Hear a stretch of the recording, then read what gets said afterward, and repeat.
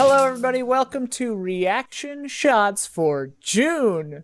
I checked ahead of time this time.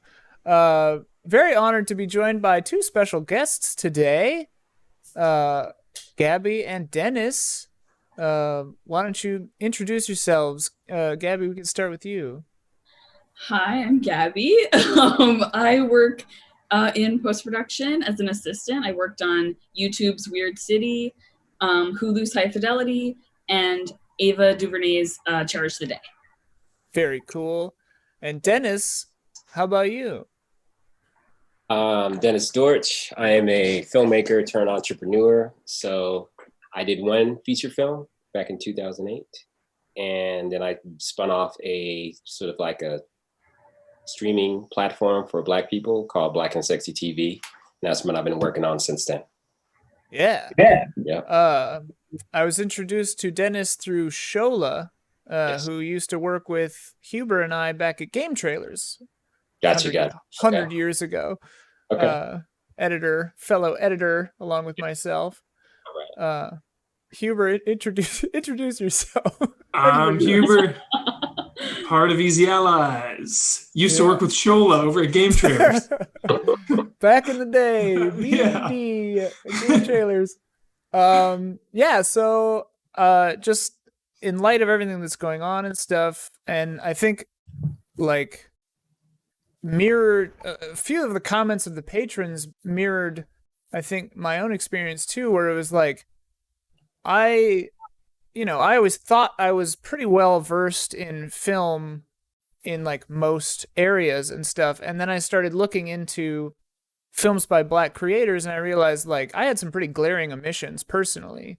And so this last month between episodes has been illuminating for me, filling in those gaps and watching some stuff that I missed, and it's been great. And I just thought like, who better to talk about it with than Dennis and Gabby, people I were introduced to and a friend of mine who work in the industry, and so I don't know. And a happy coincidence, I didn't think about this, but this episode goes public on June 19th. Yeah, Juneteenth, yeah. So what a weird synchronicity there.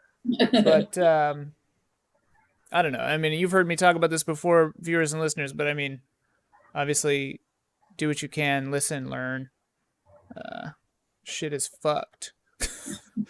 But before we get into the subject for today, we start usually with what have you liked recently? Can be anything. Most of the things I liked recently were for this episode, but anybody have anything that jumps out at them that they want to talk about real quick? Gabby, Dennis, anything you saw recently that... Sure. I watched the series Normal People. I've heard of that. Yeah. It's on Hulu. I'm more of a TV person than a movie person. I watch a lot of movies, but I majored in television, so that's my like main focus.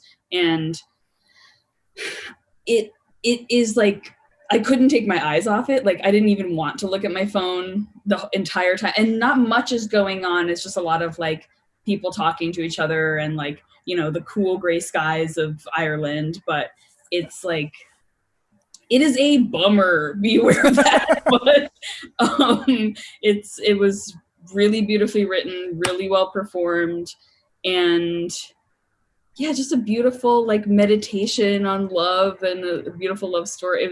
I really loved it.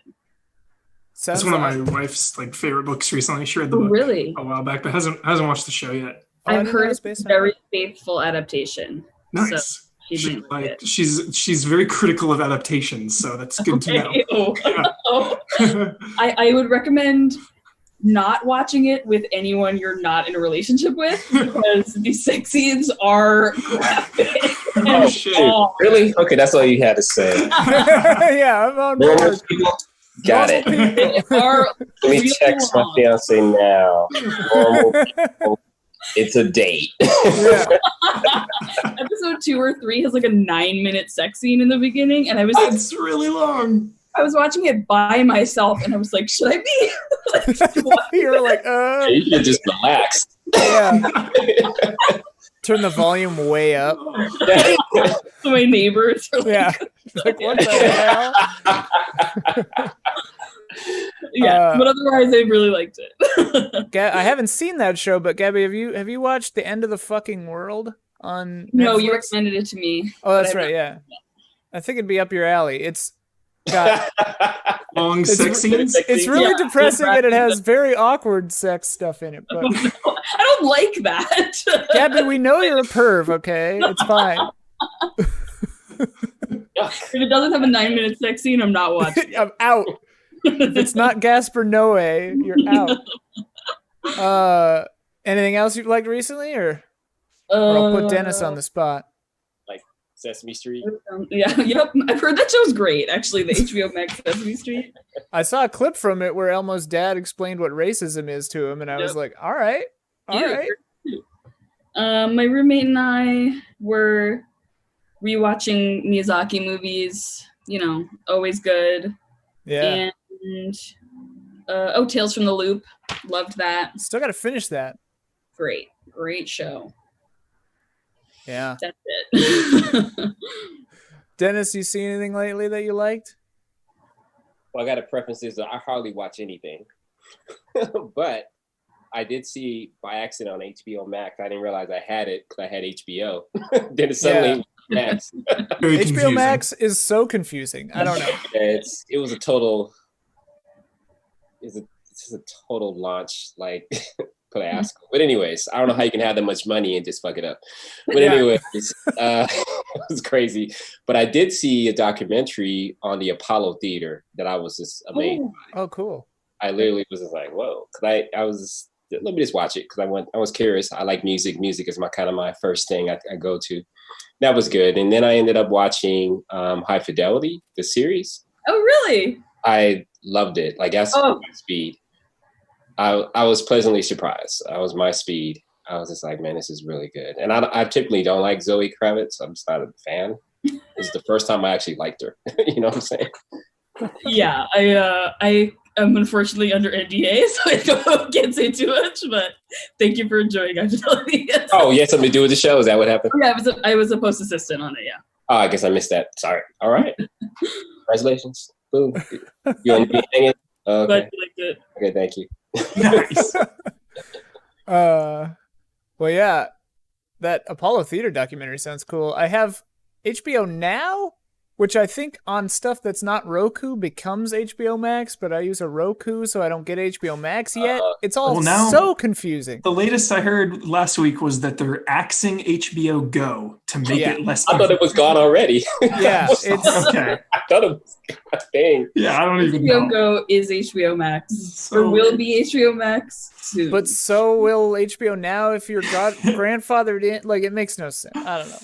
But if you only have HBO linear cable, that means you no longer have online access because that's what HBO Go was. No, if you have HBO cable, you get HBO Max automatically. Yeah.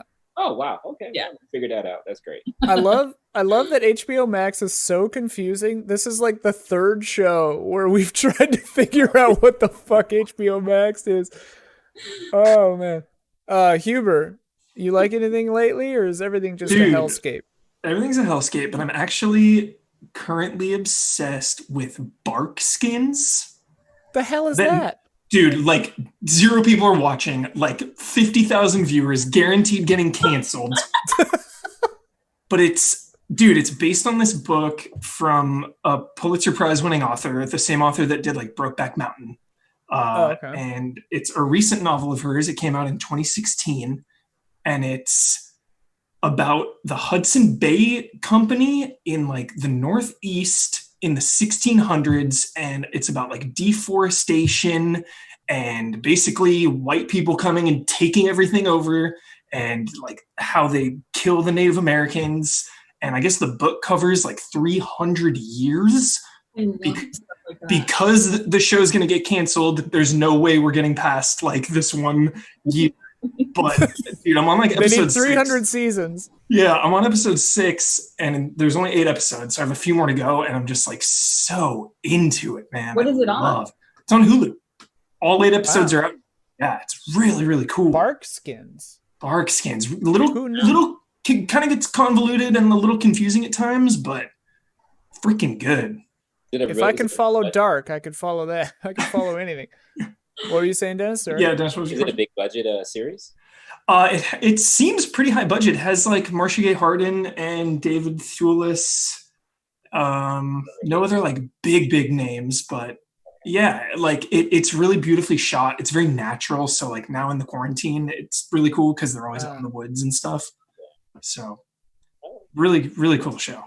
Oh, I watched The Great on Hulu, the Catherine the Great show. And How was it? I hated the pilot, but I loved the rest of it.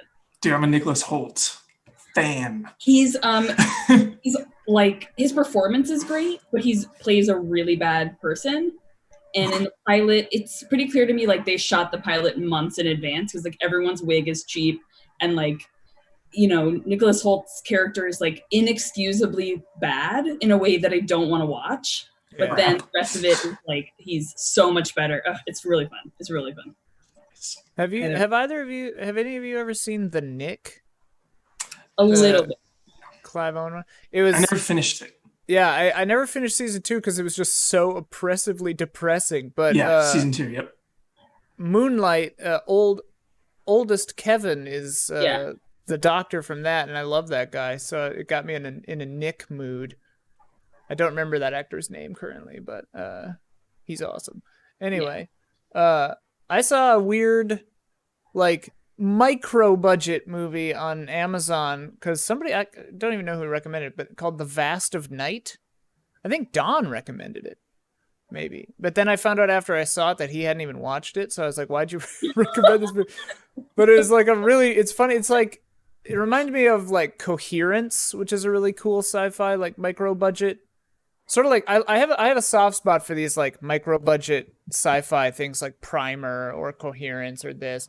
But this one's set in the 50s and they like hear some signal. They're like radio station and phone operator people, and they like hear a signal and they're like, well, what is that? It's cute. It's cool. The characters are kind of fun. I also just to like decompress my brain, I started watching Schitt's Creek. Because several people such good things about that. Several people have told me it's good. Yeah, I like it. I'm in season 2 now. It's my hope. It's very white. My hope is they kind of like like there are like a few non-white characters, but it's like but it's like hella white. Same with Vast of Night, but I don't know. It's funny. I like Eugene Levy. I met him one time. He was very nice. What? Catherine O'Hara. Catherine O'Hara, just a god. She's so bizarre in that show. It's hilarious. She like intentionally mispronounces every vowel, like because she has like putting on airs of like being just super fancy hoity-toities. Accent. Yeah, but it's like bad, but it's like on purpose bad. It's good stuff. Anyway, let's hop in. So the first, so I just ask, the patrons a series of questions. Patreon.com/EasyAllies, $7 and up. You can jump into the film club. I actually updated my favorite film list after I saw one of the movies I need to do that. for this episode. It made my top 10. I fucking love Moonlight. You're obsessed. Moonlight. The movie was made for you. Oh my god, it's so good. Anyway, we'll talk about Moonlight. But so the first question I asked was just like, what films by Black creators would you recommend? And I included in that directors, writers, anything. Got a lot of good comments. So I guess the way we could do this is I could read through the comments, and if anything hops out at anybody, we can just go off on a tangent about it. Javin Mather, or Javin Mather, says If Beale Street Could Talk was their film of 2018. Great. I just watched that one yesterday, actually, for the first time. James Baldwin. James Baldwin, Jenkins double hitter. Yeah. Double header? Double Double header? Header? Double header is 2 games in one day. You're the baseball guy. Yeah. You tell us, baseball. Yeah. No, it is. Is that what you were looking for? I think so. Okay. But yeah, Beale Street, man. Like, Gabby, you put it the best way when we were talking about it yesterday. Just like dread. Just this dread pervades this movie. Right. Anytime you see anything from the past, you're like, oh no, is this going to be the time where we see, wait, are we talking about spoilers? We usually like avoid-ish spoilers, but I mean, okay. whatever. I mean, I guess you find out immediately that Fonny's in prison. So yeah, it's really, but anytime you see them in the past, you think like, oh my God, is this going to be the day that we see like why he's going to prison or, how the police found him or whatever. It just, and just creates such dread. The palpable tension of, because like, I just was so afraid that things would get worse. Yeah. It's definitely one of those movies where I'm just like, no, like, I just want you to be happy. Right. The dramatic irony of it all is tough to watch. For sure. Huber, Dennis, have either of you seen If Beale Street Could Talk? It's real good, powerful. Directed by Barry Jenkins. So Moonlight guy. I've seen it. You have seen it? Yes. I also know Barry very well. Oh, really? Together from his first film, San Francisco. I forgot what the hell it was called for the life of me, but yes. So I couldn't take it, I'll be honest. Yeah. No. You didn't like it, you said? Did not. I went there like I'm ready for this film, and I think my expectations were probably too high, and I literally I don't understand why I don't like it. I know why I don't like the film, but it is what it is. Moonlight, I dug. I got his stuff. I think he got into a new groove. Beale Street, I personally think sometimes when I watch indie films, I think people try to be really indie for no reason. That's what I felt about Beale Street. It was just like, why are we watching these people not say anything for 5 minutes? I don't understand. Engaging each other's eyes. I'm like, dude, let's move this along. You know what I'm saying? That's how I felt personally. That's fair. Call me a hater, but yeah, that's how I was just like, and I wanted to be real. I wanted to be there, and I wanted it to be a great experience, but I had a hard time. Mm-hmm. I definitely another film that I turned off. But I was in a theater, so I was stuck. But anyway. Oh yeah, definitely. I liked Moonlight way more. I liked Beale Street, but I didn't like. It didn't set me over the moon like Moonlight. Pun not intended. Yeah. Yeah, or intended.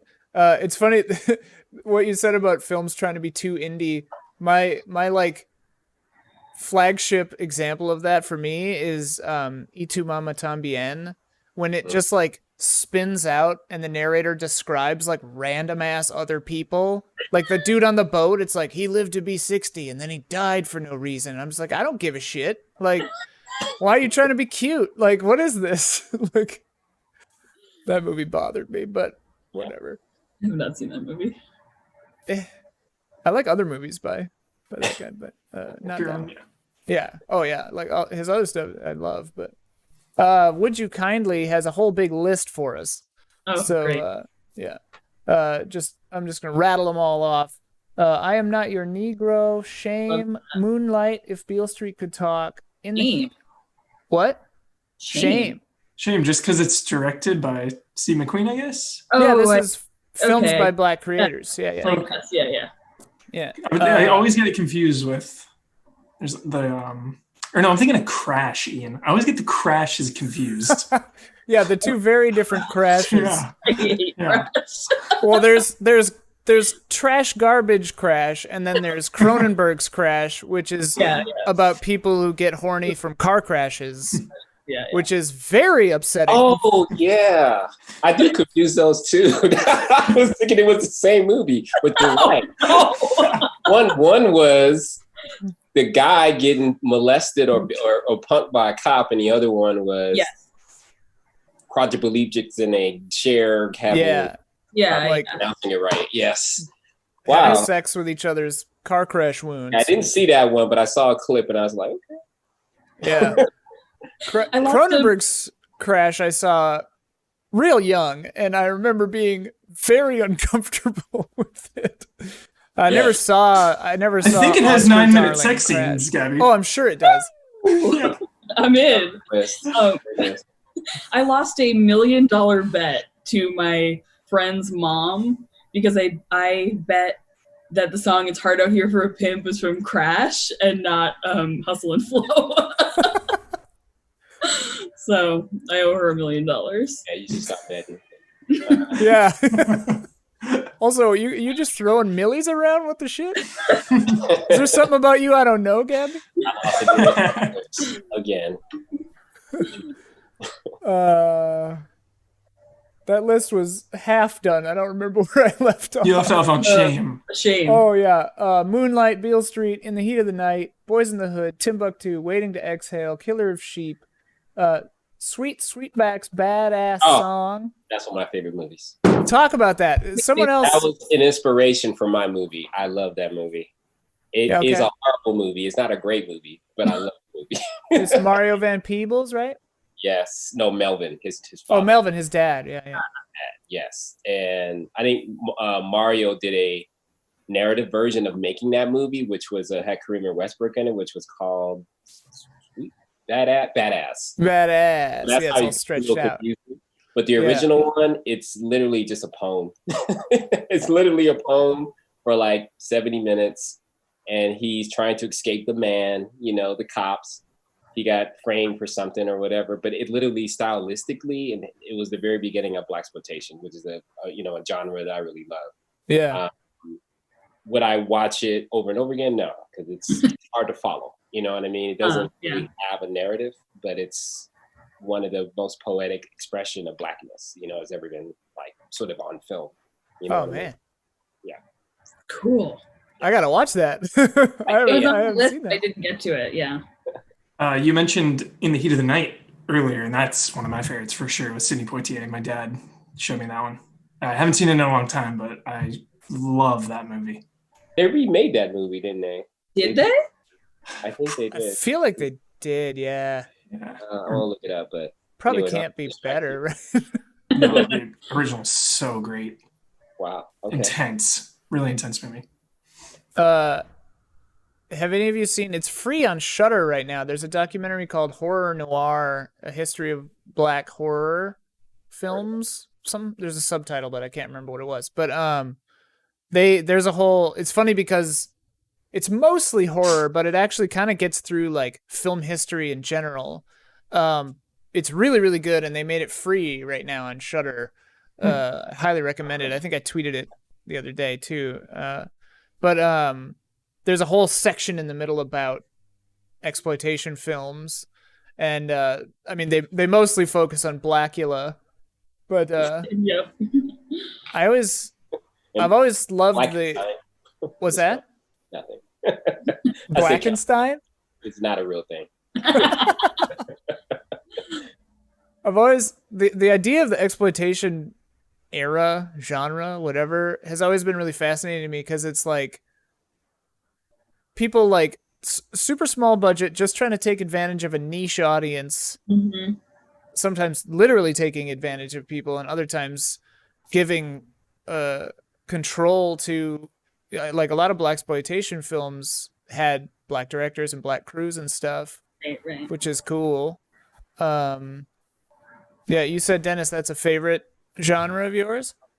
Oh yeah, I made a short film that I went to slam dance in it, and I guess 99, it was a long time ago.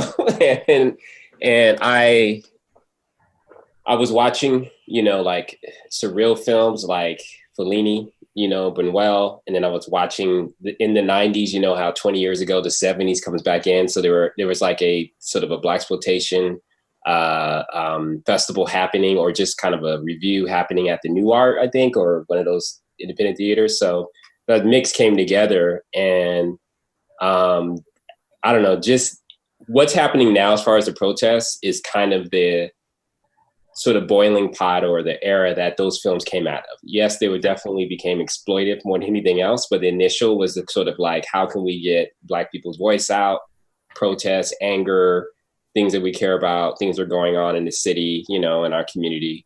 So it was a more of a protest, you know, sort of movement in theory. And they also had like a lot of, I mean, obviously a lot of people were able to get the work, like you were saying, who were Black behind in front of the camera, obviously, but behind the camera more than ever before. So, Really.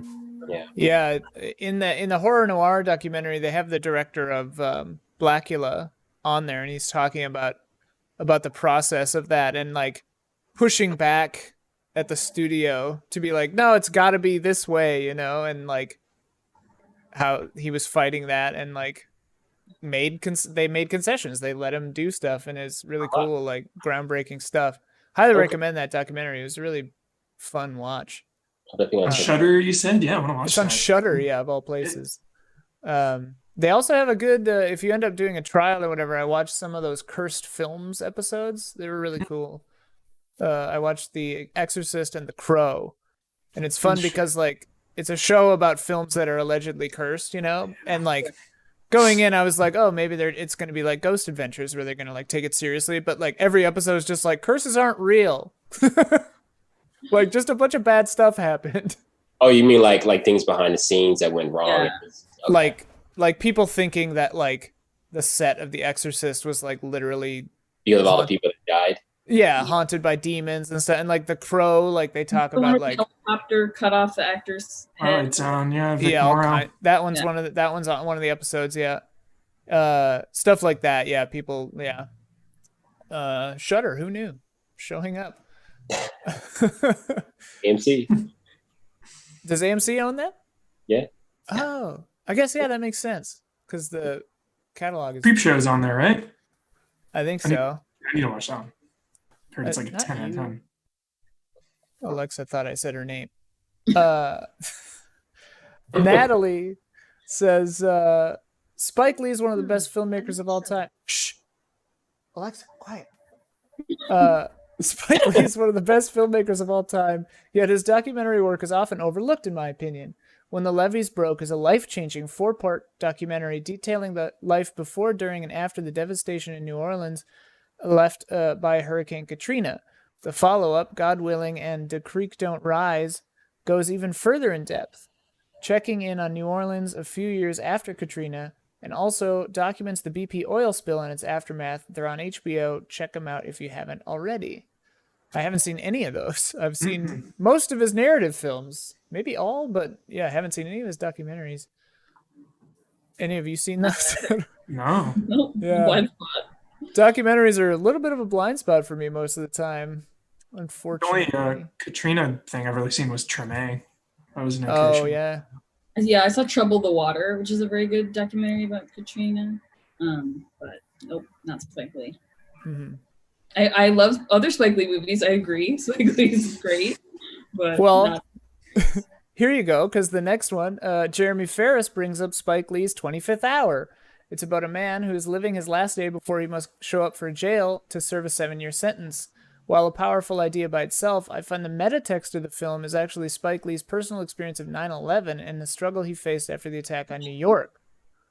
It's been too long since I've seen 25th Hour, so I don't remember that reading. But Same. It's been a minute. Yeah. Yeah. Or his dog, right? He has a dog. Yeah, he's got the dog. Yeah. Weirdly, the line that I remember from that movie is, who's the actress in there? I could see her face, but I can't remember her name. Anyway, she's like on a swing, and he asks her how old she is, and then she goes, like old enough, or like 18 or whatever. How old are you? And then he goes, old enough that I have to ask. And I remember just thinking that's like, well, there's a line. Is it Rosario Dawson? Rosario Dawson, yep. Yeah. I know, I was like, it's somebody big. It's like, I can't remember her name. Zach Wojnar brings up the Equalizer films, which I haven't seen, but my dad liked. Do you like those, Hubie? I saw a bit of the first one. I haven't seen it all. It was on TV once, and I just like caught some of it. Yeah. They It seemed also- okay. Yeah, Is that Denzel Washington in it? Or? it's Denzel Washington. Mhm. Yeah, Okay. kind of just like. I've heard Denzel's Taken. it, yeah, I've heard it grouped Yeah, into like, yeah, Taken-esque. the old man gets revenge. Yeah. Yeah. Um, And then I heard the second one was like really bad, but Oh, yeah, I I don't know. haven't seen it. Yeah.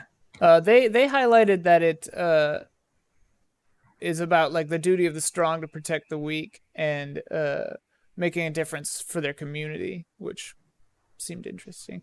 They also shout out Deion Taylor's Black and Blue, which apparently is from last year. But Naomi Harris is a black police officer who returns to her hometown to learn that the New Orleans PD is the biggest gang in the city.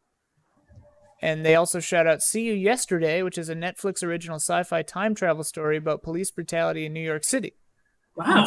I've seen the ad for that one. Yeah, I Dang. think I've seen that for I those. watched it. It was cute. Okay. It was better than you thought it would be, Okay. but exactly what you thought it would be. You know what I'm saying? But now you've got me thinking it's better than I thought it would be. So is it better than? It does the job better than you thought it would have done. Sure, yeah. That's a better way of saying it. And I mean, Yeah. like, given my soft spot for small budget sci-fi movies, I give them a pretty wide margin of error. You know. Yeah, you watched it. I mean, the purpose of that movie was to showcase, Black kids in STEM. I mean, that literally. Oh, okay, yeah. There was an agenda behind it. So usually films that have an agenda, if that's the inspiration, it gets a little on the nose. You know what I mean? Yeah. That's what I say is exactly what you think it is. You know what Yeah. I mean? It was done well. So This is jumping ahead a little bit, but like, screw it. I think that's a good segue into just like representation and like why it matters. Because like you say, like that one's got an agenda of getting kids into STEM, and like black kids into STEM and whatever. Which like I think, yeah, great. But it's interesting. Like I see comments and like a few comments from patrons and stuff where the power of films about not just black cinema, but like films about anybody that isn't the demographic you come from, right, is illuminating because it shows you an experience that isn't your own, right? Mm-hmm. And like some of the stuff that like Do the Right Thing was what, 79 something? No.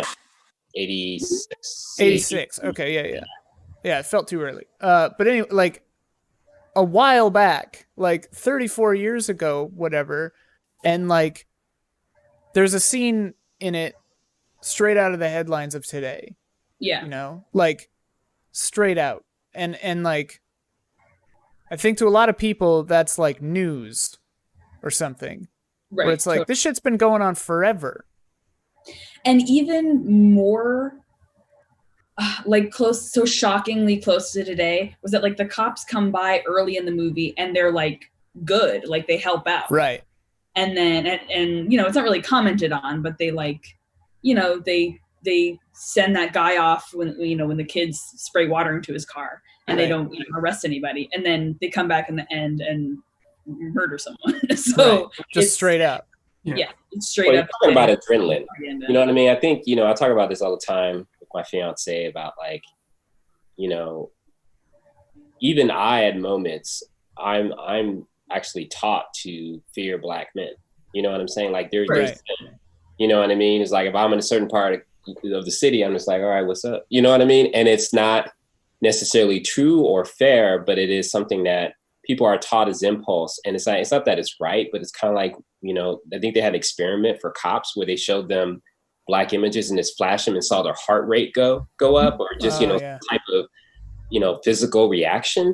And it's just like, it's ingrained where it's not like, and I'm not saying it's not intentional for some people, but it's literally an impulse, an instinct that this is bad. And then, so when you think about, like Do the Right Thing or any time when your adrenaline's going and you feel like, okay, those are decisions that you make that may not normally be if you had step back or had time to sort of engage, you know what I mean? So where do you go with that as fight or flight? You know what I mean? And I'm not giving an excuse to police brutality or murder, but at the same time, I'm trying to look at it from the human point of view and say, okay, look, there's something obviously inherently wrong of just becoming a cop. Like if you get a gun in your hand, you should be an extra special human being.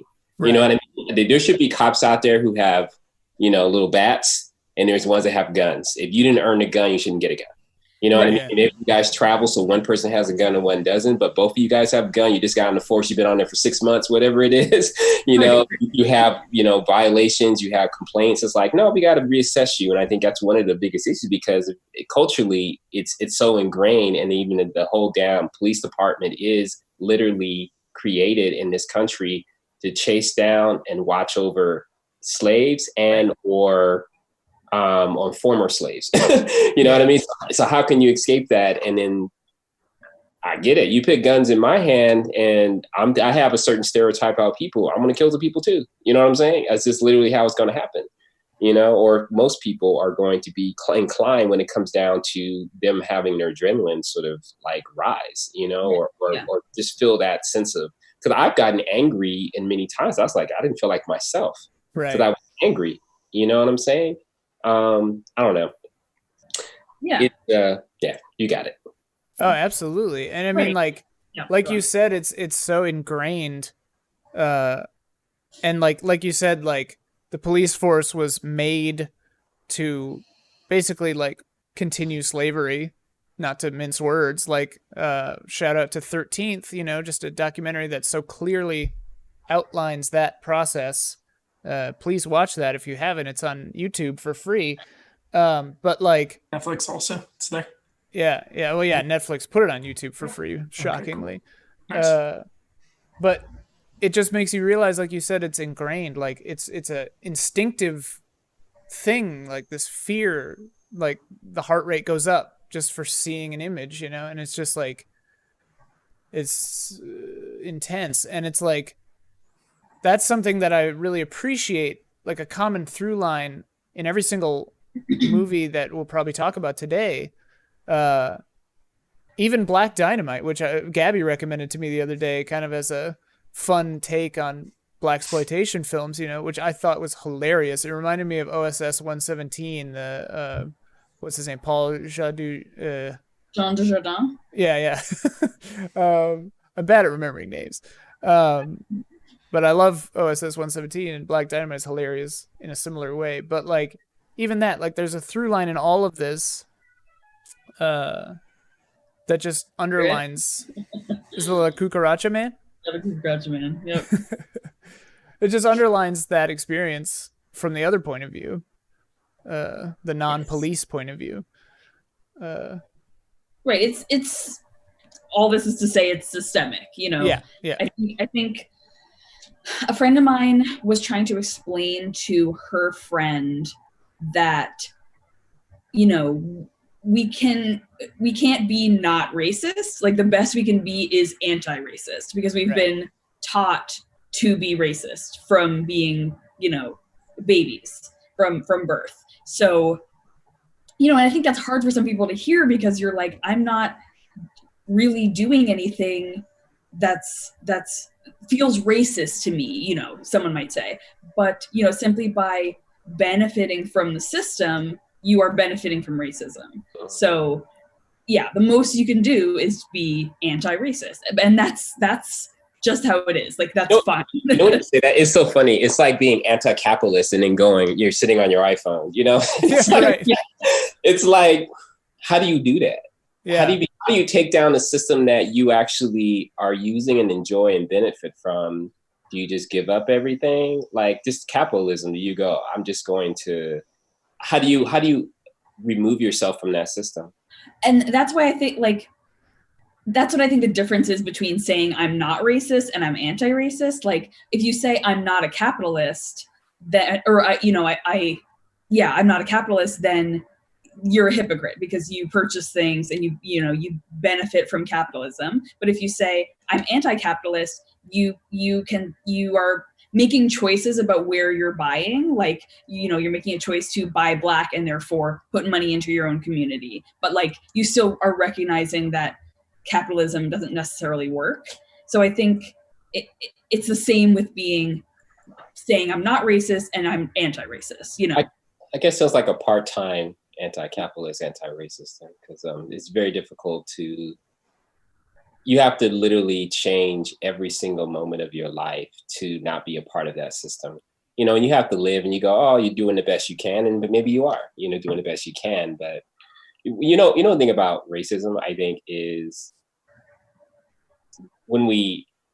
I think the easiest way that we can just, individually, because there's obviously government, there's policies, everything affects everything. But just the individuals, it's like, okay, my fiance was saying this other day, she said, it'd be nice if people just hung out with each other without having the walls up, and that just kind of solves a lot of things. If you had a college roommate that was Black, hopefully it was a good experience, whatever it was, or, somebody at work, you said that, that you normally just say hi and bye to, but never invite into your personal space, you know what I mean? And vice versa. That's just the first step. And I think as an individual, it's like, well, I acknowledge, my privilege. I acknowledge what's going on. I see what's going on here. And I'm able to talk about it with other people and call it out when I see it, but understand that it's still, something that is happening. And I know it's something when I see it and recognize certain jokes, that it's okay to have jokes that are race related, but to understand that the whole point of the whole concept of race was designed to keep us fighting. That's the whole point of race. Before this country started, race wasn't a thing. You know what I mean? Everybody owned each other as slaves, their own country, race. Everybody was just doing this thing. But here it was just in a place where it was literally like, you're lower than this person, you're X, Y, and Z. And not that we don't have classism in other countries, obviously, in the past and now, but it's very specific. And then that, these people, you're better than these people and this and that, but you realize it's just a game to keep us not looking and understanding that the 1% is really the people that are affecting our lives and everything that's going on with us. And I think if we can just literally just sort of go, all right, we understand that it's not about race, it's about class. And race was really a thing that was created for us to consider ourselves better or less than or different. You know what I mean? And we are different. And I think it's okay. I can't say, I'm not going to go around and say, I don't see no color. I'll never do that. But I realized where it came from to begin with is quite a few hundred years of indoctrination of saying, I not like this other person, when the whole point of who's benefiting from that. If we can just look at each other and go, who's benefiting from this? It's not each other. And we can stop going, yeah, you're my enemy. It's right. Like, I think that's just the first step. You know what I mean? We can just realize and have that conversation. I don't know if we're having that conversation. I think we're still talking about how we should accept Black people and see them as human beings, but kind of realize we're all being played, quite honestly. Mm-hmm. You know what I'm saying? In this country, yes. Trump over there playing, stroking the fires. The whole point is to keep that system going. I mean, when he was and I don't really pay attention to politics.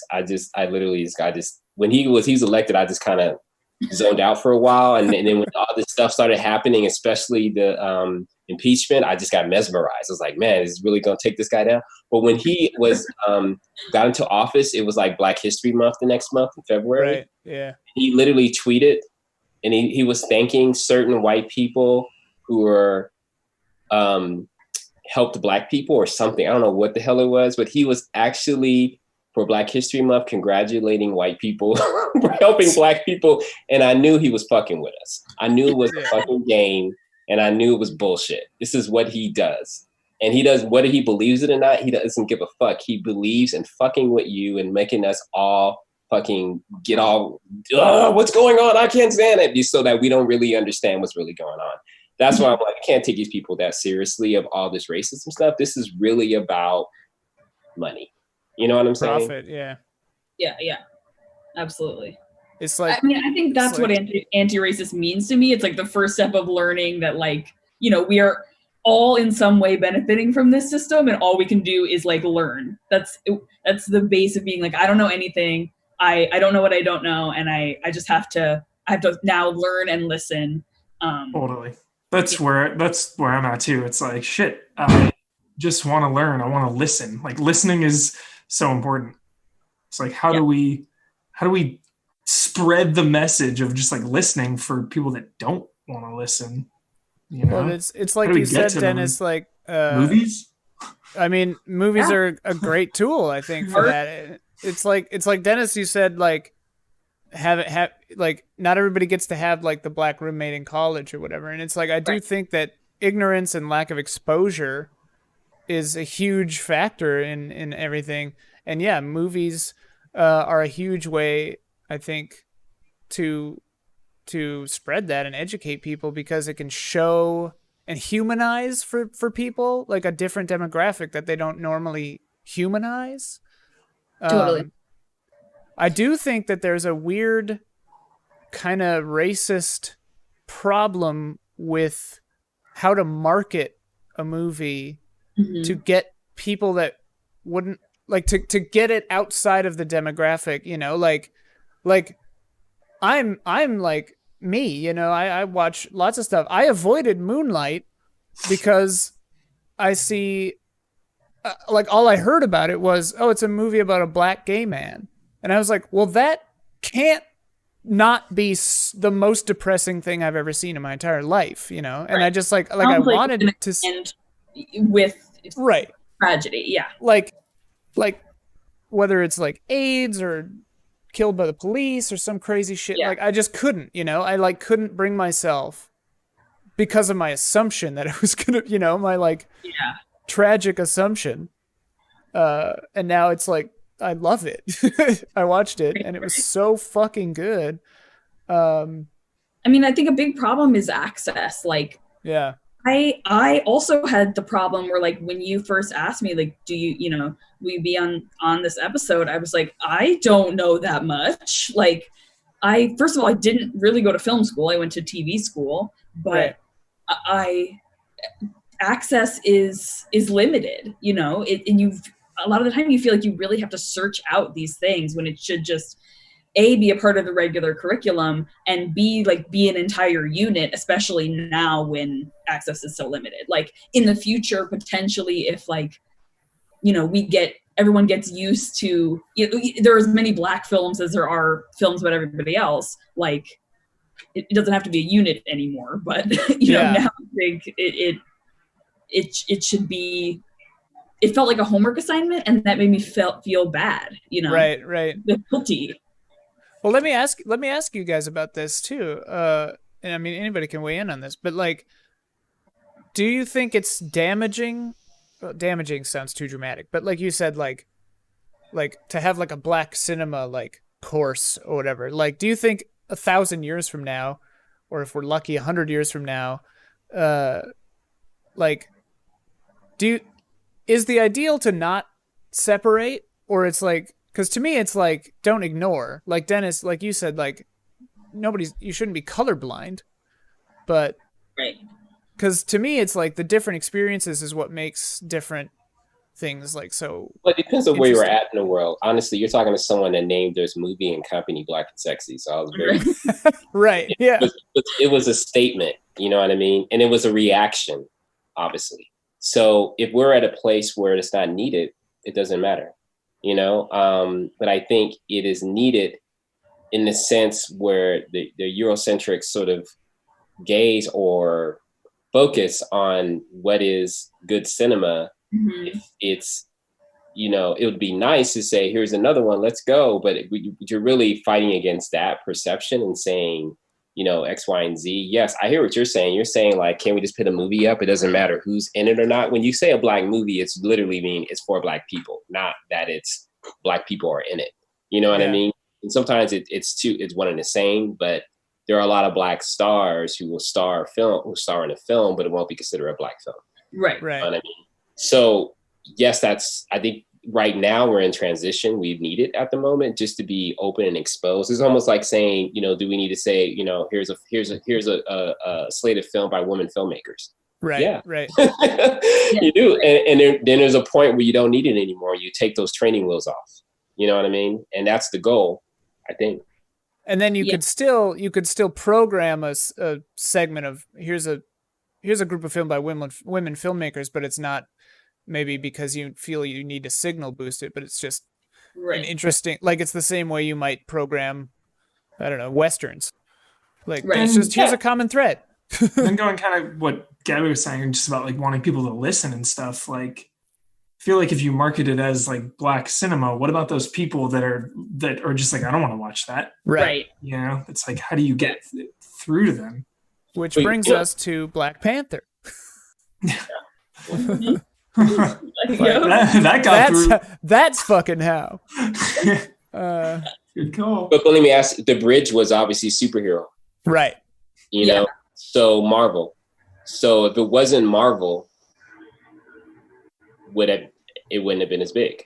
Right. Obviously, any movie that's not Marvel, it's not going to be that big. But it's just kind of like if it was like Dynamite, you know, or I don't know. It's that was the perfect storm because I think things were heading in that direction, anyways. In order to show that movies can have legs with Black stars, which is it's like it was unheard of at this level, but it was like everybody understood. It's like it's a human story or whatnot, you know. It's fine. But I think what you were saying was kind of is together with Black Panther is like, what was the other Asian wedding movie? What was it called again? Crazy Rich Asians. Crazy Rich Asians. Yeah. Yep. Yeah. Oh, and there was another movie. Oh my. I wanted to see it. I don't know how good it was, but I was so surprised. It was the guy who fell on it. He fell off his bike and he was singing Beatles songs, but in the world they didn't know the Beatles. Oh, yesterday. I didn't know how good it was, but I was so surprised because I saw that in the theaters as a trailer. I was like, wow, this is like a commercial movie with this Asian guy. Yes. Like, what? I was like, or, you know, I don't know if he was Pakistani, Indian, I'm not quite sure, but I was like, this is like a Far East. What is happening? And I was surprised, and I was like, I was laughing and enjoying the trailer, and I was like, and I wasn't thinking about race, and it didn't matter. And that was a point where it's just like, yeah, it doesn't matter as long as you make a good story. Yeah. Even if like, you know, that movie probably is not about culturally so much about a particular culture per se. It was, but I think you're talking about two different things. Do you make films that have really strong of a different culture, you know, even if it's not within the United States or not, or is it just a film with people of different culture that's a really mainstream film? You know, it's two different things. So if you have like cultural films, you should identify them because it's not a mainstream film, you know, or possibly identify them. You know what I mean? A couple of directors have just come out too, like Josh Trank and Joss Whedon, I think. They were saying that they wanted to cast some people in their movie as Black. Like Josh Trank wanted Susan Storm to be Black, and Joss Whedon said someone else that he wanted to be Black, but like studios wouldn't let him. Or like Joss Whedon was like, I knew it was a fight I was going to lose. And I was like, are you kidding? Like, what the hell? Well, and it's the same hesitation with like gay characters too, like especially in Marvel and Disney and stuff, where it's just like, like you said, like the time that we're in right now, it feels like we're on hopefully like the tipping point where people stop being afraid of silly things like casting a Black character in a, you know, like something that speaks to me. Like Hollywood needs some shakeups, dude. Yeah, absolutely. Well, yeah, it has for a long time, I think. Have you guys watched the series Hollywood? I've seen the first 2 episodes. Yeah, I literally binged it in one day. Oh, you did? I don't like Ryan Murphy. Is it really Ryan? I don't typically either, but that one is just like a reimagining of Hollywood, but all the things: gay, women, Black, right. You know, and Asian. It was like, what if in the 50s, in the 40s, these movies happened with these people in this way instead of now? And it like changed everything. I was so captivated because it was such a statement. It's literally everything we're talking about right now with Hollywood. It was crazy. And the fights that they had. I don't like Ryan Murphy. I tried to watch Pose. It wasn't for me. Okay. American Horror Story, you know, maybe here and there. Yeah. But this one really got me. You know what I mean? It really, really worked. And great storytelling. So I don't know. There's something about that. I think he's making a statement in a sense of like, it's like my favorite series is The Marvelous Mrs. Maisel, which is an amazing feminist series. Yeah. And if we were thinking in that terms in the 50s. You know what I mean? The late Right. 50s, or I think, yes, the 50s. And I literally, you're thinking of it from 2020 when you're watching this stuff.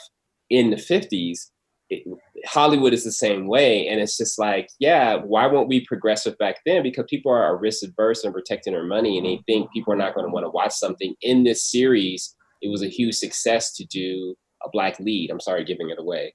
And it was like, what? But it was like, if you think about it, it's the same conversation they're having now. Right. Can we do this? You know, or when you see something successful, then the floodgates open. And it's really, I'm not saying racism is not part of it, but it's about money. It's like, people are like, I want to make money. I'm not going to lose money. You know what I mean? Oh, you're showing me that actually it does make money? Well, shit, let's get some more Black people up in here. Come on, let's go. Right. You know what I'm saying? There's never an issue to make money. People are not afraid to make money. You know, so if you say transgender, that's the thing everybody wants to see. Bring it in here. Let's go. You know what I'm saying? It is not a problem. They don't want to be the first. Right. You know what I'm saying? And I'm not saying racism is not part of it, but they don't want to be the first. Everybody's rushing to be second. You know what I mean? Yeah. That's a really good quote. I like that. That Hollywood, that's the same reason that my girlfriend really liked it. She said it's as though we started thinking progressively in the 50s, and like they fix Hollywood sort of, you know, in a way. It sounds intriguing. Yeah. It is funny how everything is just, I mean, cash rules everything around Money me. You know? is everything. Capitalism and racism are cousins. Oh, absolutely. Absolutely. I mean, the reason they you know how every time there's a big Marvel movie, they make, or a Disney movie, they make an announcement that's like, this will be the first gay character in a movie, and then a 2-second shot where a couple is kissing, and then it moves to something else. The reason they do that is so they can cut it out for China, basically. It's all about money. All about money. Let me ask you a question. I mean, probably nobody on this call scene has Quibi, but you're right. I heard it's out of business almost. I mean, you know, they got a few million more to whatever they could burn through. But they got my money, or they will next week. I'm doing it more for research because someone I'm working with does a couple of their shows. But disclaimer. But I started watching Survive, which was interesting. And you know, it's typically kind of the setup now where you have a white woman, especially blonde, and a Black man, and a dark-skinned Black man, and sort of a non-romantic but romantic, but almost there, you know. But I liked the series per se. I thought it was basically what's that series on HBO with the kids that, you know, they're having drugs and they're having sex with each other? Euphoria? Euphoria? Yeah, Euphoria for mental illness is literally what it is. Oh, okay. That's a pitch. Go and get fireworks. Check it out. You know, you know, and cancel before you get their money. But the whole point of that thing was just, it's like I felt like they were supposed to kiss at one point, and then they decided not to do it. And it was just like, you could see it in the script. If it said kiss them, they would have just kissed. But it was like, look in each other's eyes. You know what I mean? So it was just an interesting thing. I was like, did they feel like they were going to turn people off? Because it's pretty common now to see Black people. Yeah.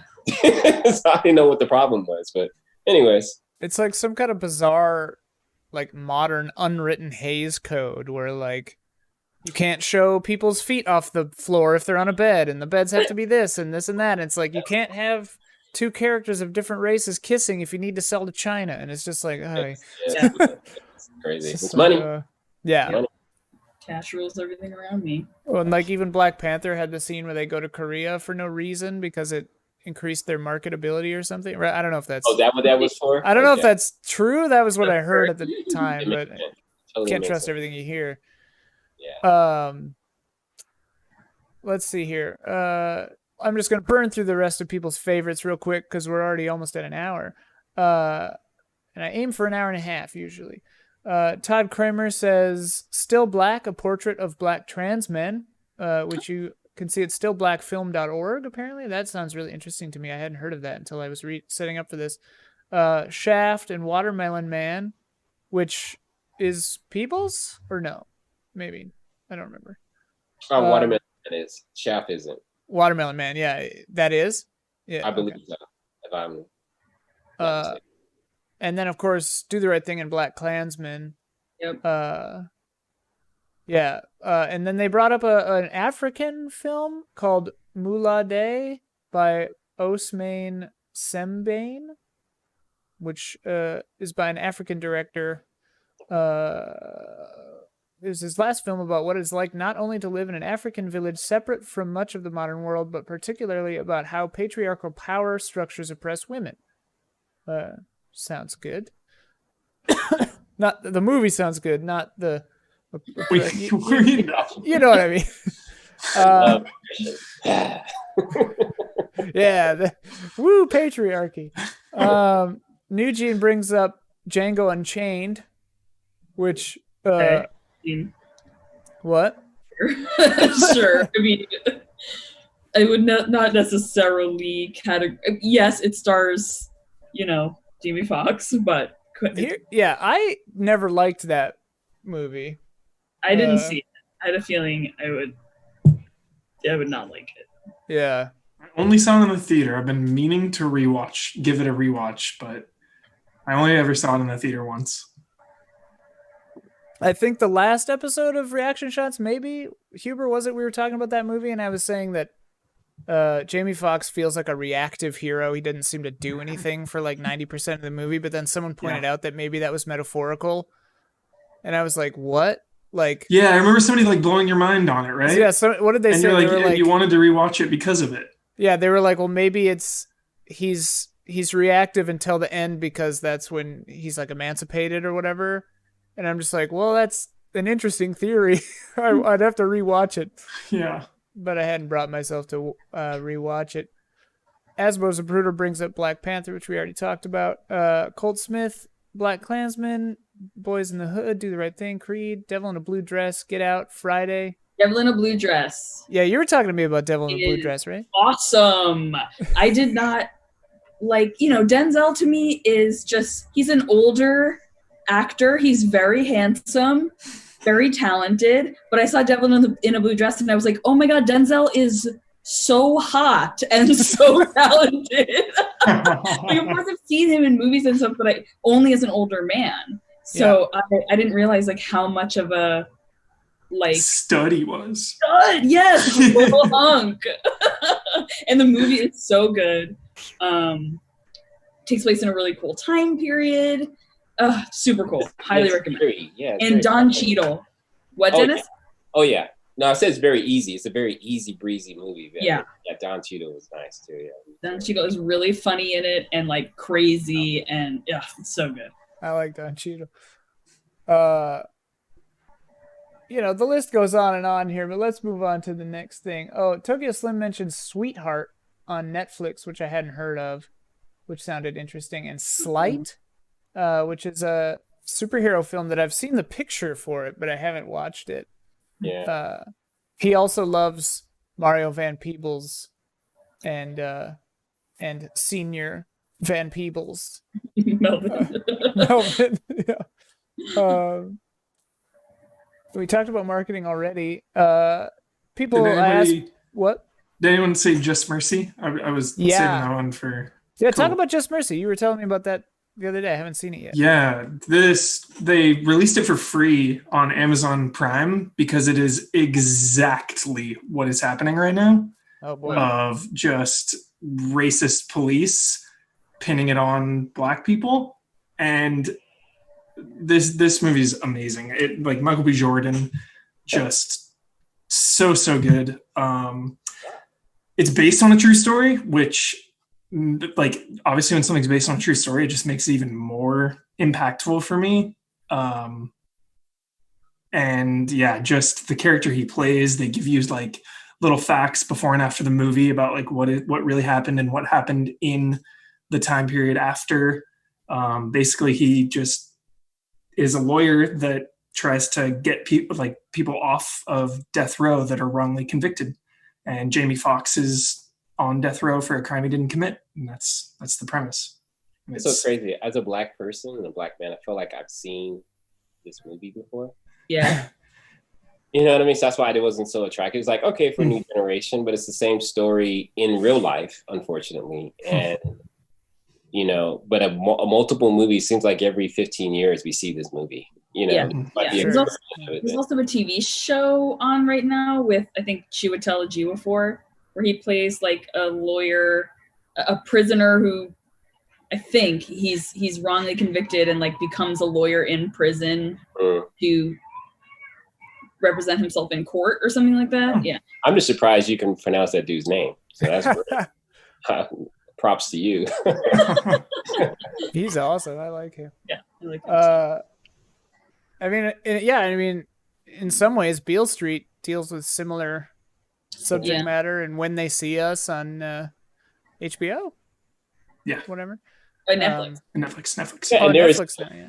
And there's a film in the I think it was a white man sort of playing the lawyer role, but it was with Samuel Jackson. You know, this was in the 90s, I guess. I don't know.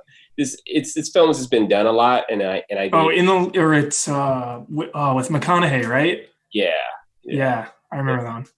Yeah. Anyway, The name of it. Yeah. You know. I asked people favorite directors. Got a lot of Steve McQueen's. Sometimes people called him Alexander McQueen. Yeah, I saw that. Which I got confused by because I was like, those seem like real different people. People are confused, I think, because there are two Steve McQueens. One's an actor. Yeah. I thought that was pretty funny because I was like, Alexander McQueen, who is that? And I looked that up and I was like, that's a different guy. When I first saw that in the comments, I was like, wait, is the fashion designer Alexander McQueen black? Yeah, I was like, what? Ryan Coogler. This one is interesting. Ashtar brings up, they say, I'll go with an off-the-wall pick and choose King Vader, a young YouTuber who dreams of being a Hollywood producer. He mainly does live-action versions of anime, but I really like his style, and he recently did a feature-length Matrix Reborn, but some other good ones are in there. His live-action Cowboy Bebop, which I'm going to bet more closely captures the spirit of the show than Netflix adaptation will. Wow. I was just like, what a shout-out. Cool. Tokyo Slim brought up Steve McQueen. Dee Reese, who has two very significantly excellently directed movies called Pariah and Mudbound. I watched Mudbound. Mudbound. So I think the end was a little bit like white saviory, and I was like, okay, come on. But then it's really beautiful. Mary J. Blige is like a groundbreaking performance from Mary J. Blige, and yeah, it just takes place in the South. Don't remember what state. In the South. TM. Immediately, the majority of the film takes place right after World War II, and this white family who owns land is basically about their relationship with their black sharecroppers, a family of black sharecroppers that live on their land, and the relationship between it's great. It's fun. It's not fun. It's really sad, but it's a good Sounds movie. like a hoot. Then I asked about favorite actors. Ashtar brought up Don Cheadle from Devil in the Blue Dress, specifically, and Nicole Berry. Bahari. Bahari. Okay. Sleepy Hollow, Black Mirror. Was that? Yeah, she's good. Yeah. She's great. It's funny. I remember her in Sleepy Hollow, well, and the Black Mirror episode, but I can picture her very easily in Sleepy Hollow. That movie was so goofy. Wait, isn't she in the TV show Sleepy Hollow? Oh. Yeah. Sure. Who am I thinking of? She's the lead in the Sleepy Hollow TV It's show. content, you know. Whatever. She's in the Sleepy Hollow content. Yes. Yeah. What the hell am I thinking? Well, whatever. Would You Kindly brings up, since Watchmen and If Beale Street Could Talk, Regina King. And yeah. Yeah, dude. Also Friday.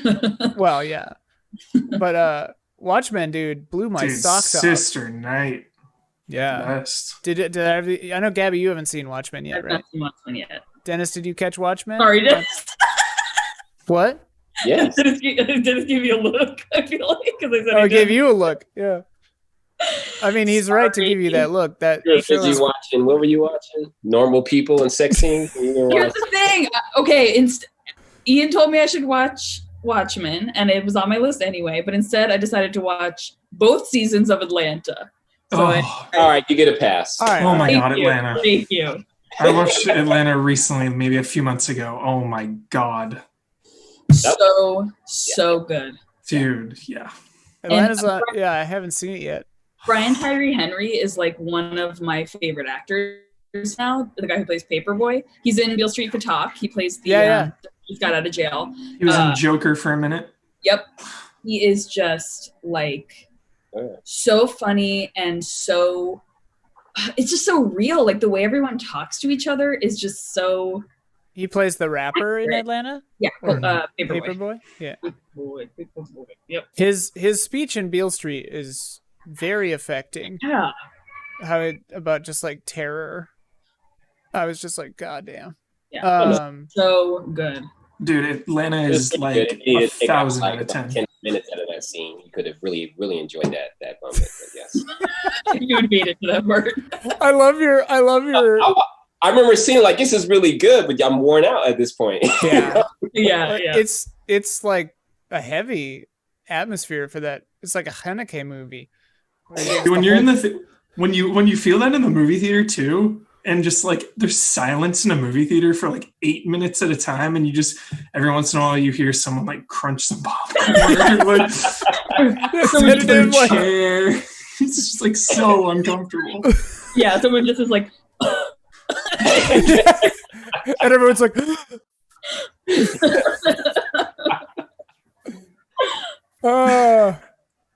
anyway, Watchmen is sick. You need to watch it.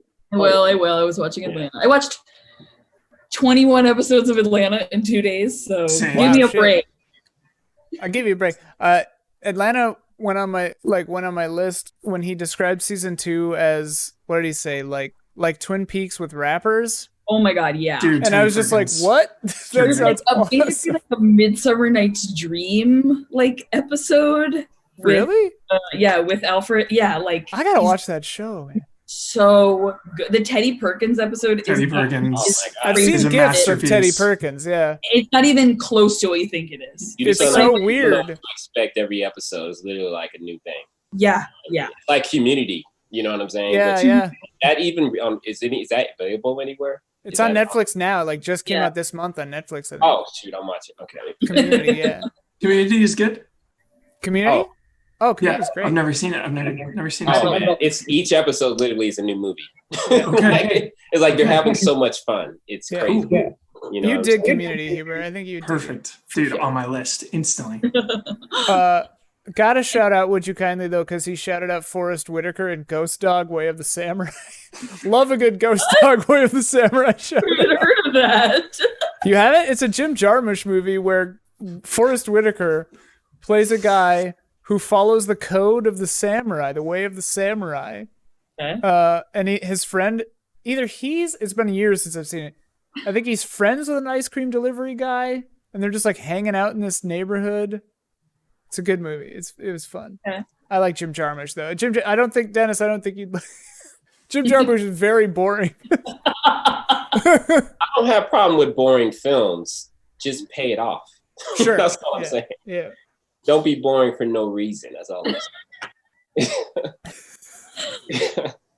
I love this like bone you have to pick with Beale Street. Dennis versus Beale Street. James Bond. We're already nemesis because his first movie came out the same time as my first movie. Oh, really?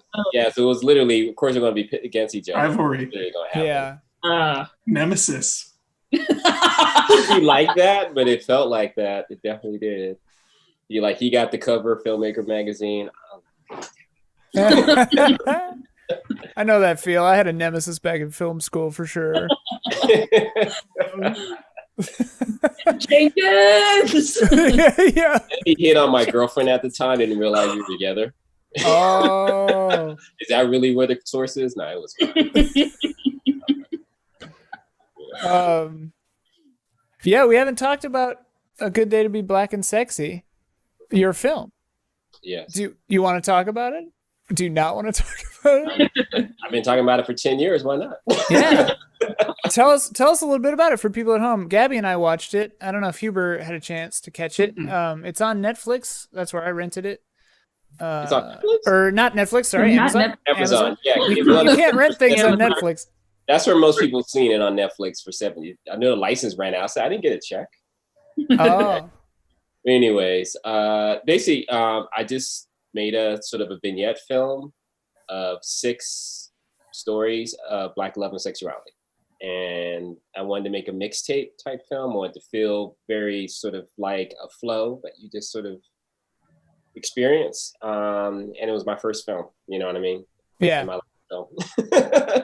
So it was a great experience because it was when mini DV first came out, you know what I mean? So I was like, you know what? I got 60,000. I took it out the house. I could make this movie, you know, and then it ended up being 100,000 by the time I was done because of music rights. Oh, okay. You know what I'm saying? But I pretty much knew I was going to make this film. I knew it was a brand I wanted to launch. I thought it was going to be like books and magazines and TV shows, but it ended up being a streaming platform and, you know, stuff out of that. So I really made the film knowing that I wanted to see more stuff like it, you know, and more stuff in that genre. And literally the demographics for that film is identical to the demographics for my streaming platform. It's literally the same. 70% Black women, 30% Black men, maybe 29% Black men, and 1% other. So very specific. That was me. Oh, thank you. I appreciate your money. Thank you. But yes, so, but I would like to say, you know, I've been talking about this film for years, and then it transitioned to Black and Sexy TV, but I'm finally making my second feature. Oh, cool. I finally decided, because I think I was so enthralled with having control of my career, which is the reason why I made Black and Sexy TV. I was like, not really, it was picked up by Magnolia at Sundance. And I was like, I'm on my way. And then they released it, and it was literally one theater in LA. And the DVD release on Black History Month, right? I was just like, oh my God, this is what it is. But it played well to audiences per se. So I said, I'm going to take my career in my own hands and my content. And I did a spinoff company of it and said, let me do it now. And then the convergence of like, you know, Friendster at the time, Facebook, and what was that other one? That other platform called MySpace? Yes. MySpace, yeah. That was kind of our marketing sort of like arm, you know, and you know, you were able to sort of go direct, you know, when things were so cheap, you know, shooting and editing, you were able to go direct to audience. That was my experience. Having that film be released made me go, I just want to do my own thing and be an entrepreneur. Now I'm sort of missing the filmmaker thing because films are just elevated. I made so much content. I directed so many damn digital series. It's just like, you know, it is what it is. And we made money and like, we're great. You know, I made a living, sent my daughter to college. It was great. But a film is this holy grail, 90 minutes. I do like a series for 160 minutes. It is nowhere near. You made a film, it could be the same exact budget. Right. But you call it a film and you cut it off at 96 minutes. Oh my God, you got this new film and you can't wait to see this thing, you know? So I just said, I got to get back to that and do something for me. And so I'm doing literally an anthology film, very similar to Good Day Be Black and Sexy, but it's going to be Black science fiction. Oh, sick. Whoa, very cool. I'm excited because I feel like your creativity, you can lift off that lid a little bit and be a lot more creative and start hitting themes that are not that, you know, you can't talk about it everywhere else, but the simple fact is I have so much freedom to talk about 5 or 6 themes, and I can go with my imagination in a place that doesn't get held back by reality of where we're at. You know what I mean? Yeah. I love that. I have a question about Good Day to Be Black and Sexy. How much of the dialogue is improvised? Oh, yeah. Well, see, you know, I wrote a whole script, and then I shot each vignette every 2 to 3 months for a year. So about half of it is improvised. So in the beginning, I like the one with the Asian family is the most scripted because that's the first one I shot. Oh, okay. It's the last one in the film. Yes. I mean, it was in a different place with the original script and cut, and then I sort of switched it around. as I played to an audience and sort of tested it. But I think the last one was Her Man with the guy cheating on his wife. Yeah. That was the last one. And every time I shoot, I would get more sort of confident that I didn't need the script. People just read it, got familiar with it, and we just went in and shot. And so it was a hybrid in the middle. And then by the time I got to Her Man, which was the last one we shot, I said, forget the script, let's go. And that makes sense. Yeah, that one feels feels like off the cuff a lot of times. It was really a cool. motherfucker to fucking edit. That shit was crazy. Oh, yeah. Oh, I didn't think about that. Yeah, I was gonna say that probably was tough. I was just like, fuck, what did I do? You know what I'm saying? But I loved that the most. And my two actors, they hung out for like 6 months before they shot them. Oh wow! Everybody was cast a year ahead of time. And actually, the woman wasn't cast until 6 months into me shooting, because I had Karima Westbrook initially, who was on Badass from Mario Van Peebles, and she plays the mother in that damn CW show with the Crenshaw high school player that went to Beverly Hills. I don't know what the hell it's called. But anyways, she was in it originally, and then she got scared when she backed out of it. She says she regrets it now. But But anyways, and I found put her in the sci-fi one. You know, good idea. Redemption. Good idea. She's good. She's really good. She wasn't really given a chance, I think, to really do her thing. But you know. Was it all single camera? Yeah. Yeah, it was single camera. Making the editing for Her Man even more of a nightmare. Yeah, single camera, roving camera. It was improvising was the worst, but it was a single camera. It was a college friend of mine, one of my best friends, who started the company with me too, who shot it. And he had an AC and a gaffer and one sound. That was a 4-man crew. So wow, yeah. I miss Uh, that. I miss doing that. Just like going for it and shooting a thing. Yeah. With like we four were just people. 2 years out of film school when we shot that, so we were pretty much still close to that. And I never was like, this is how you shoot a film. No, I was like, no, we're gonna do it intimate. You know what I mean? Yeah. So. Yeah, I liked the vignette style of it, like Tonight and American Basketball and Her Man and stuff. Like they all felt really different, but there was like a cohesion to it. I enjoyed it. Yeah. Check it out. I recommend it. Yeah, I recommend it too. I had a really good time watching it. Performances were really strong. Those actors are awesome. Well, you let actors be actors, you know. Yeah. Really good casting. I shout out to Auditorial McKinday. She's a producer friend of mine, and she cast. She's not even a casting director. She just loves people, you know. And she was an actress herself, and she helped me cast this thing. And I didn't know a thing about it. All I knew was one is authenticity. One of people that felt like real people. You know what I mean? For sure. Yeah. And the website now is blackandsexy.tv, right? Correct. Cool. There's an app on every platform too for it. So it's pretty much it's subscription based, unfortunately. Fortunately for us. Yeah. But I think we're gonna change that. I think we're in an overcrowded field now, and I think we've been doing this for 5 years, and I think we're gonna sort of open up the walls again and figure something else out. Oh, cool. Okay. Free to play. You heard it here first. Actually, you did. Oh, hey. Well, we won't hold you to it. Nobody will hold you to it. No, it's all good. Last few questions I'll just breeze through here. I often ask like a leading question, you know, in these stuff that I know what the answer will be typically, but I just want to hear if I'm wrong or if other people phrase it in a better way. So I asked like two kind of similar questions, and we talked about representation already, but I just asked like, what is powerful about stories about this kind of, about, you know, black film and stuff like that. And Ashtar said, to me as a black man, they represent a more accurate portrayal of my life. It's not all gangs, violence, racism, and slavery. They show different perspectives that I don't see represented. When I was growing up watching cartoons and whatnot, I had to just pretend that random characters were black because there were so few black characters. It's improved, but rarely do we have agency when these stories aren't made by us. Many times we're just the sassy friend who, for some reason, has all the answers. I thought that was a good response. This is a reason I liked. So I watched a movie called Sella and the Spades on Amazon, and I'm not sure the movie is actually that good, but it was.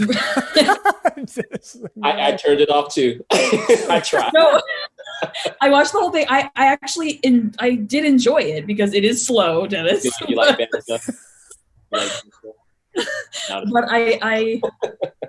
I liked how it looked, and I liked that I was watching Black characters that weren't like, being threatened by being arrested or literally their body in the street, like a lot of the other movies I'd watched.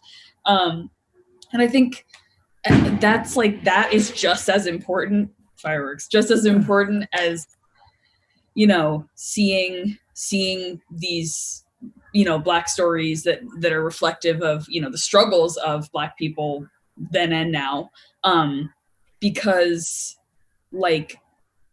yes, police are terrifying and Black people are in general scared of police, but also there's Black love and Black kids at school just laughing and with their friends and going to prom and that kind of thing. I liked having also that, getting to see that along with all of the other movies I was watching. Yeah, no, we can't. It's too much for anybody to have just terror, all the time. Yeah. But when you said that about Sailor and the Spades, I did turn it off, and then I turned on Last Black Man in San Francisco, which I was like, that was great, and that's a boring ass movie, but it was really good and well done. I mean, it's a white director, but his best friend, Black man, who co-wrote it with him the story, and it's their sort of thing that they grew up with. I highly recommend that movie. It was just, and it was a story you don't see about Black people. Mm-hmm. Yeah. You know what I'm saying? So yeah. That I haven't seen that one. It's on my list. It's I made a big old list that was very ambitious, and I missed a few. But that was high on the list. Eve's Bayou also I haven't seen yet, but several friends of mine have mentioned loving that movie as kids, and I saw a thing. It came up in Horror Noir, I think, and it just looked really interesting. Yeah. That was what Ashtar said. Kind of echoed one of the things I loved about Moonlight was Mahershala Ali's character. Even though he's what, Gabby? You got fireworks going crazy, or so you're just laughing? Wouldn't stop. Yeah, I think they're going to. But Mahershala Ali's character is a drug dealer, but he's also super kind and gentle and thoughtful, and it's just you don't get to see that represented ever. Yeah, it was just very refreshing. I don't know.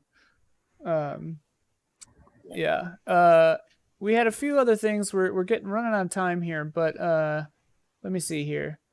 Ashtar had some recommendations for shows. They're a Wu-Tang clan, or a Wu-Tang stan. So they were saying that Wu-Tang and American Saga is a good TV show. They say it's pretty cliche, but they like it. And every episode shares a name with a Wu-Tang clan song. Was that, sorry? I like the execution. Yeah. It took way too long to get through things. It was dude, seriously. There's 10 of them, and it's 10 damn stories. I'm just I'm helpless to know if I can do. But it was well done at times. Okay. Cool. At times, each episode was almost its own thing. It was crazy. Oh, okay. I think they really had fun with it. Another Jim Jarmusch link up. RZA and Jizza show up in Coffee and Cigarettes. Oh yeah. Yeah, and Bill Murray is so funny because he's just RZA, Jizza. He just says it so whitely. I love it. Anyway, they also brought up Insecure, which my roommate Omar is watching, and he was just talking about how amazing it is. Yeah. And I've seen snippets of it from him watching it, and it looks really good. The lighting is really cool. Music in Insecure is best in class. I watched the show with what's it called? the app where you like click the button and it tells you what song's playing. Shazam. Yeah. I watch it with Shazam open on my phone because like every 5 seconds they play an awesome song. And That I'm was like, me "Oh, with this." that was me with like Legion and stuff. I'm Oh, yeah. always just like, oh, what song is that? Oh, what song is that? I lost where I was, but whatever. We ran out of time for that other stuff. We haven't even talked about the Five Bloods. I liked it. I liked it too. Dennis turned it off. I thought it was good. I thought it was all Not right. my Like a favorite. good history I mean, lesson. It's that not what his that was? best movie, but No. what do you I don't say, know. Dennis? I said, is that like a good history lesson that you got? I mean, I'm just like, what is happening with this movie? It was Like, why are you stopping the movie to tell us about, so and so did this and back in history? Like, just fucking tell me the story. You know what I'm saying? Like, oh, God. it's a bummer because the second half goes just full story, pretty much. Does it? Oh, I Yeah. didn't get that. Yeah. Yeah, if you stopped, you said you stopped at when they're on the boat, right? I saw And the guy was trying to sell them that chicken. yeah, that's basically first from there. I literally missed it.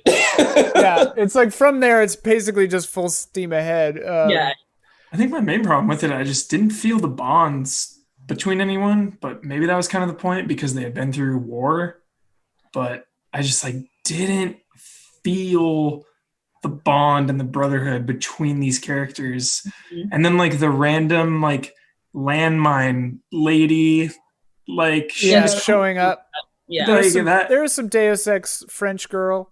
Yeah, as Yeah, soon as I and- saw her and she was like, Yeah. I work with a landmine company, I was like, oh, someone's getting blown up by a Yeah. Oh, landmine later. 100%. Multiple someones. Spoiler alert. Yeah. Well, it's I also just like- didn't feel the bond.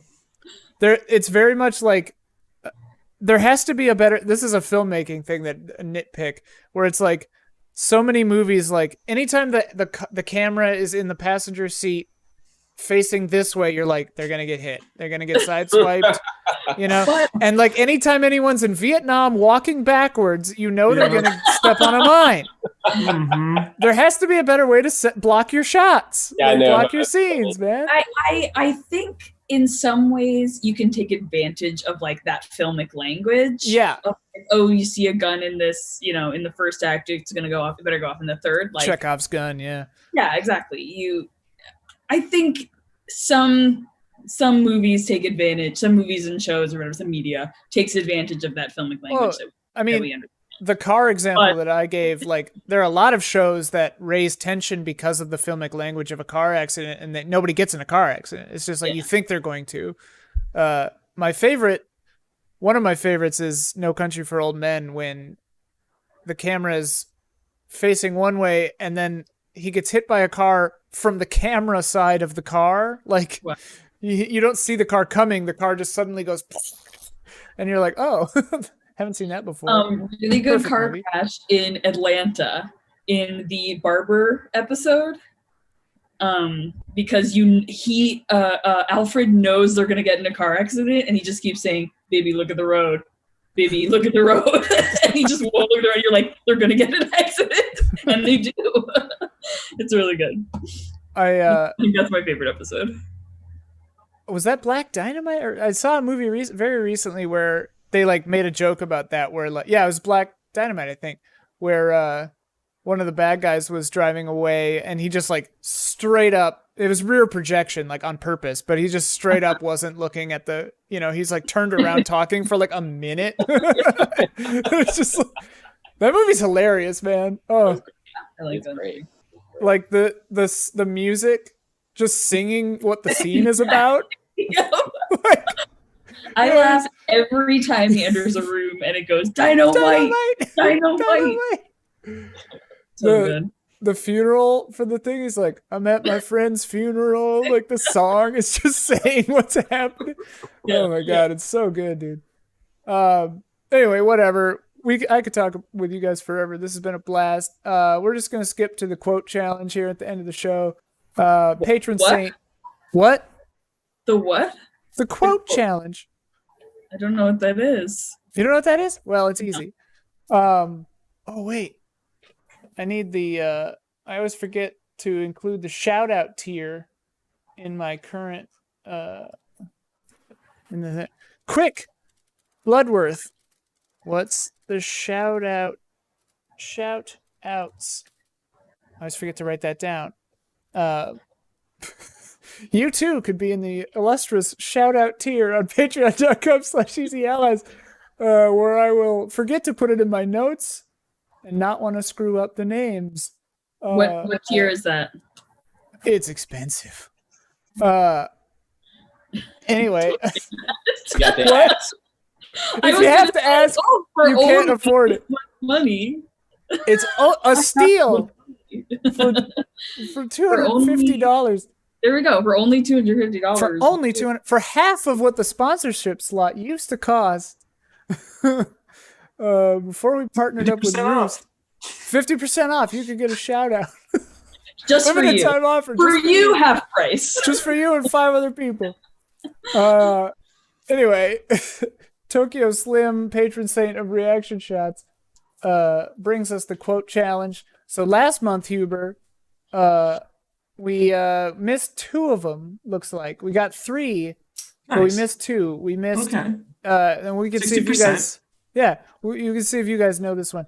Is that really what my hair looks like from the back? Oh, God, that's so. Oh my God, I We hate were this. we thought it was very familiar last time too. I mean, it's Shazam of quotes. Okay. wait, what is that from? We guessed Bill and Ted, which was a good guess. I stand by that guess. But it was Hermione and Harry Potter and the Prisoner of Hermione. Azkaban. Oh, Mm. okay. A film series that just came to be. No author, just happened. Yeah. Apparated into Dropped in the existence sky. from Just nobody. Apparated, yeah. Not based on anything. They just came up with 8 movies. Gracie is pregnant. Was Wait, the other you know one. Huh? who? Oh, Mindy Kaling. Yeah. How she got her job writing for The Office was she and her friend wrote a play called Matt and Ben, where Matt Damon they played Matt Damon and Ben Affleck, and the script for Good Will Hunting falls from the sky, and they I don't know what happens after that, but Greg Daniels saw her do that play and was like, "You're good. Come write for me on The Office." So that's that, and that's exactly what happened with Harry Potter. So amazing. Yeah, it literally just fell out of the sky. Is that it?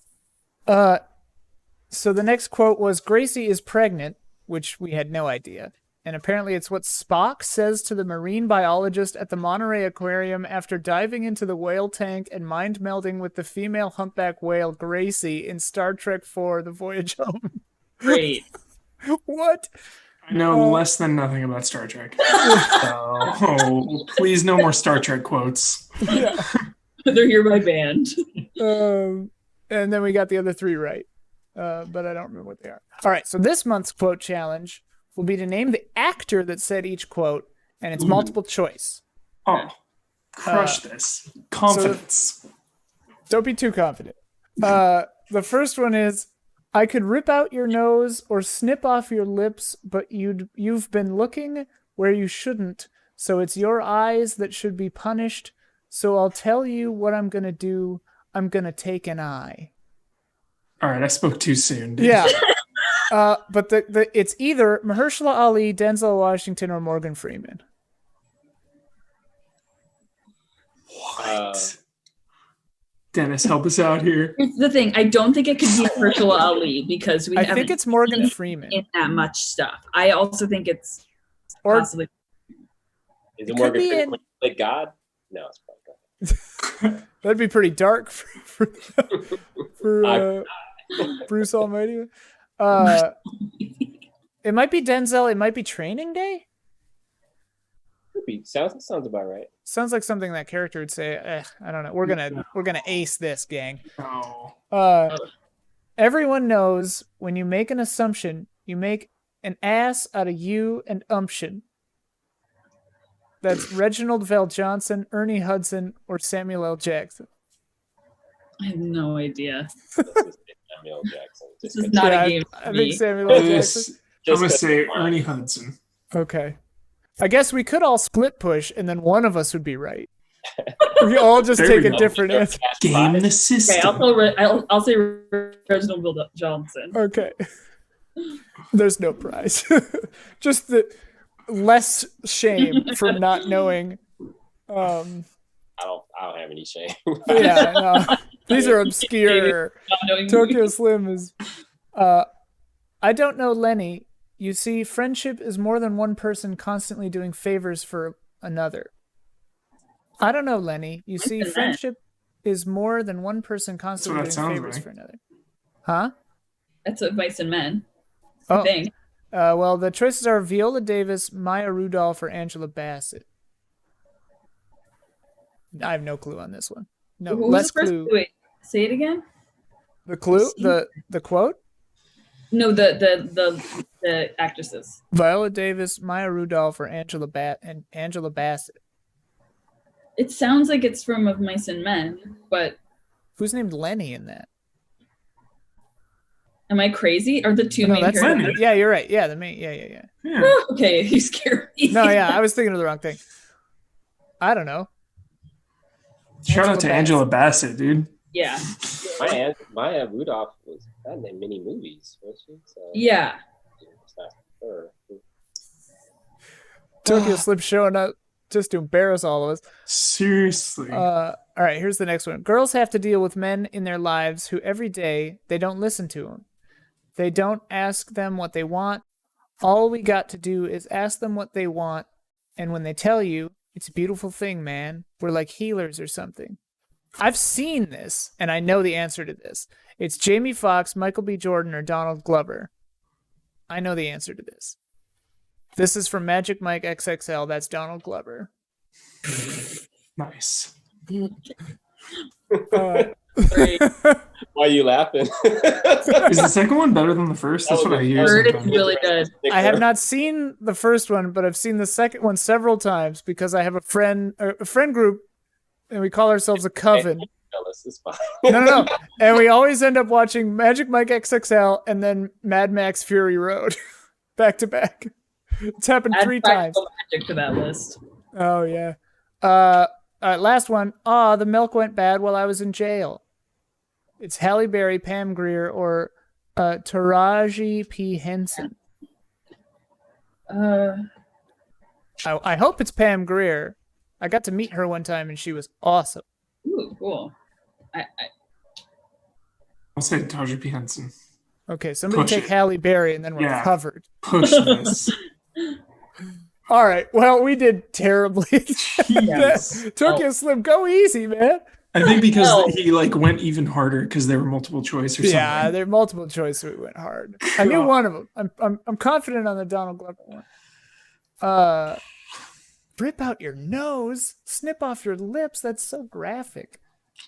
Cooey. What was that Lenny one? Can you read that Lenny one again? I don't know, Lenny. You see, friendship is more than one person constantly doing favors for another. It sounds like straight out of Mice and Men, but no way any of those actresses were in Of Mice and Yeah. Men. The stage productions too. I'm like, what is this? Yeah. Oh, yeah. That would be rough. They once played it on stage. Yeah, this play in Newark where Maya Rudolph Off Broadway. off Broadway. One showing. Community theater. Oh yeah. Version. All right. Well, the shout outs are probably Blue, Caleb Togi Crawford, Elthanis, Greg the Dark Knight Kettering, and Jesse Blue, who's changed their name to Black Lives Matter on Patreon. So shout out to you. Thank you Shout so out. much. Couldn't do it without you.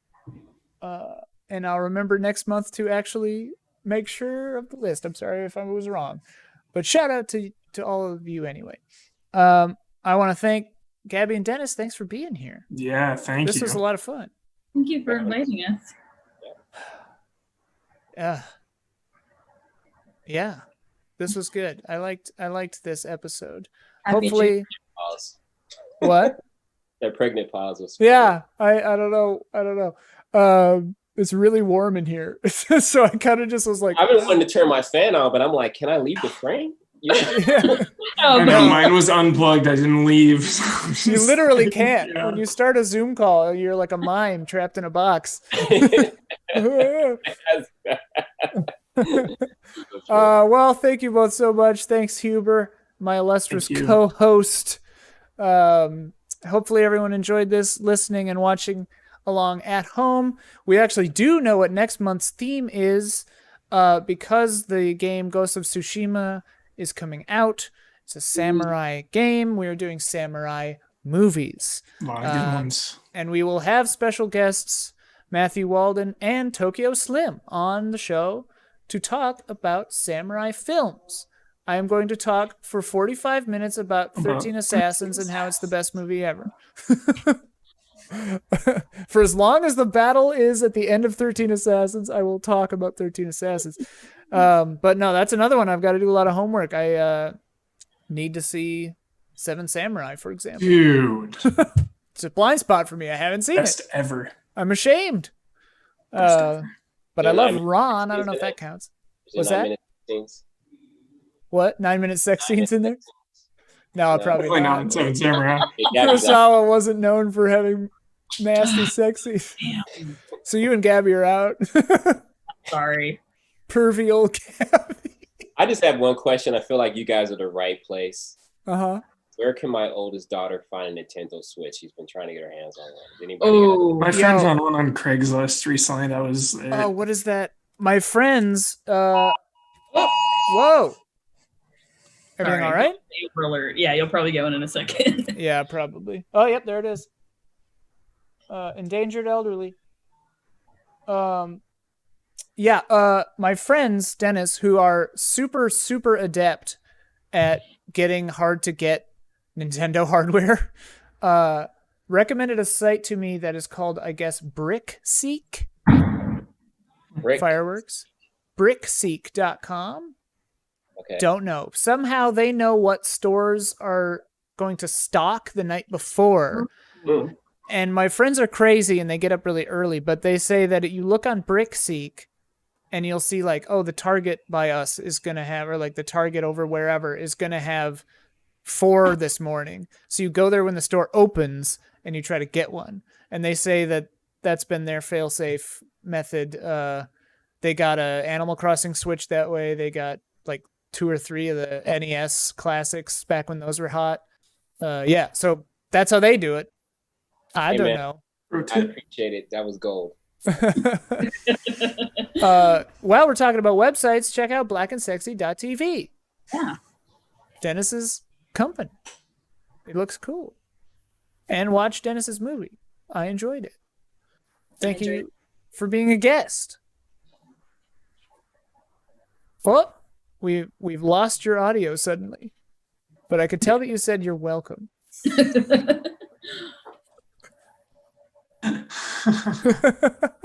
Well, anyway, he's doing sign language now. Well, anyway, we're closing out anyway, so we might as well just go for it. But thank you for watching and listening, and we will see you next week. Bye-bye. Happy Juneteenth. Next month, I mean. Happy Juneteenth, yeah. Bye-bye. Next month. See you.